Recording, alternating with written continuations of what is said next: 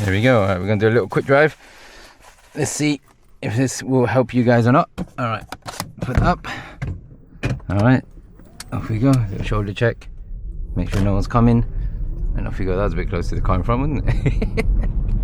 There you go.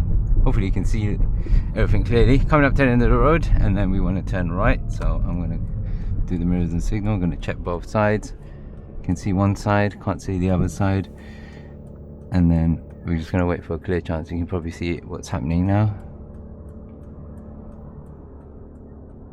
You got cars coming from that direction.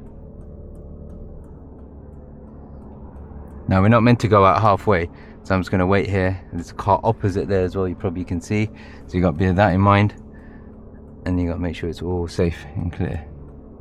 Okay, so she's coming out and then she's turning there, so job's a good one. Good, there you go. And then we're gonna go left, the mirror signal, and then we're gonna turn in here. All right, now look at the van straight ahead. I spotted that early. Okay, so we're gonna see if we've got space to wait. Okay, we're not allowed to flash, so everyone does, but you know, you guys aren't allowed to flash.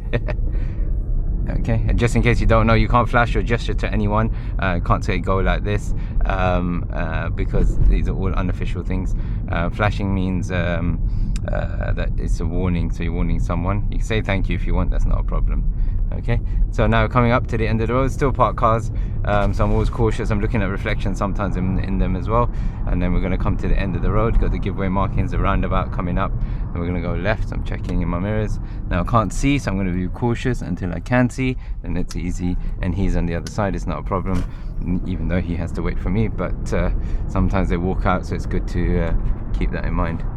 Got humps here. Now a lot of people do this, they go into the middle like this, but don't do that, especially during your driving test, because you want to stay in your lane as much as possible. So humps are there to slow you down, so stay within your lanes. And what happens is sometimes people try and avoid the humps and they go too close to the parked cars. So just stay like this in your lane within the safe gap between you and the parked cars, and then do it according to that. Okay, once you get your license and it's safe to do so, then you go into the middle. But look, there's a van there, so if I tried to go into the middle, it would obviously be a problem.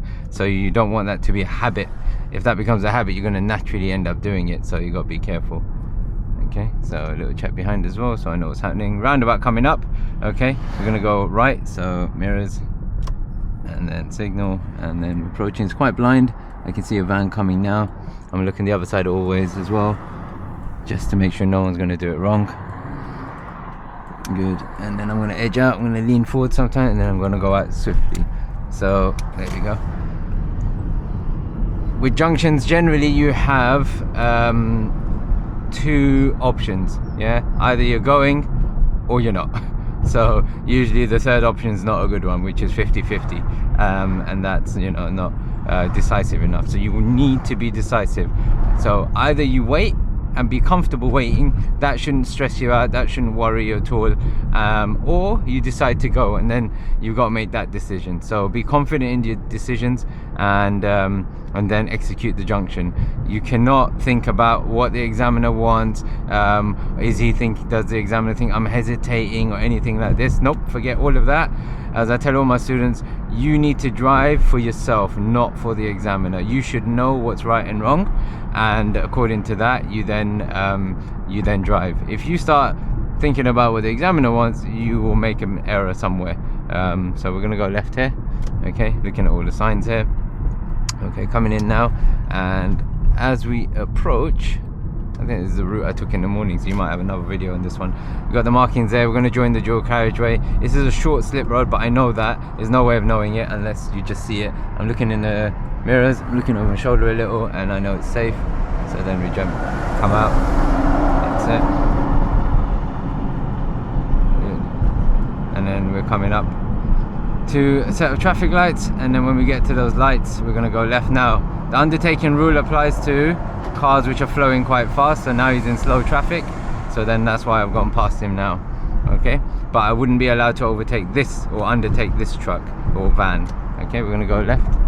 So now I'm going to approach, still green, cautious approach, smooth braking and smooth turning as we go in. There we go. All right.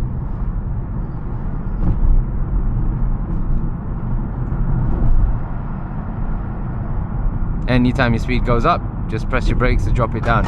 Notice if you like let's say we're on 25 now, or 26, 27, there we go, right? If I come off my pedals, look, you can see me off the pedal, the speed doesn't change much. So if I need that to go down to say a 20, then I've got to brake, and that will actively make it slow down. Because a lot of students, what they do is they come off the brake pedal, and then what happens is they end up they come off the gas pedal and the car doesn't slow down enough. So they're hoping that it'll come down, you know, from say 34 or 35 if they're speeding, and they'll come down to 30 odd, but it takes ages. And so in that time, you know, you look like you're speeding all the way through. So what's important in that scenario is to use your brakes actively, not slam the brakes, because obviously it could affect the car behind, but progressively slow it down fairly swiftly to get back into the speed limit range. So I hope that makes sense. But yeah, constantly just having a little glance around you. You should never just be static and looking only in front. You know, there's a lot of stuff happening. I'm glancing in that middle mirror here. The odd occasion I'll be looking there, you know. And as long as I keep a good gap from the car in front, no matter what he does or she does, then I can actually react to it, hopefully. So the worst thing is driving too close to a vehicle. It can be scary. Suddenly a car, you know, turns and stops or whatever. So zebra crossing, there's a guy walking up to it, but he's quite far, so we're fine. Okay, and now we're going to come up to a roundabout, and as we get to the roundabout, we're going to go right, third exit. Okay, so I know where I'm going, it's a bit easier for me. And then as we approach, I'm staying in the lanes. A lot of students do that, they go over the line, but you know, stay in the lanes when you don't need to go over the lines. So mirrors, signal early in advance.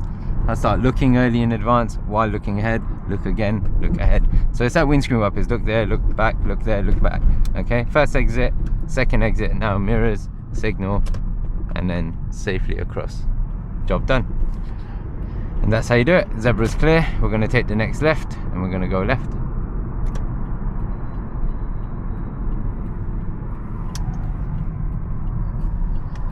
That's it. So a lot of hazards, a lot of zebras, all of them were clear, and then that's all it is. So hope that helped, and I shall see you in the next video. Stop recording.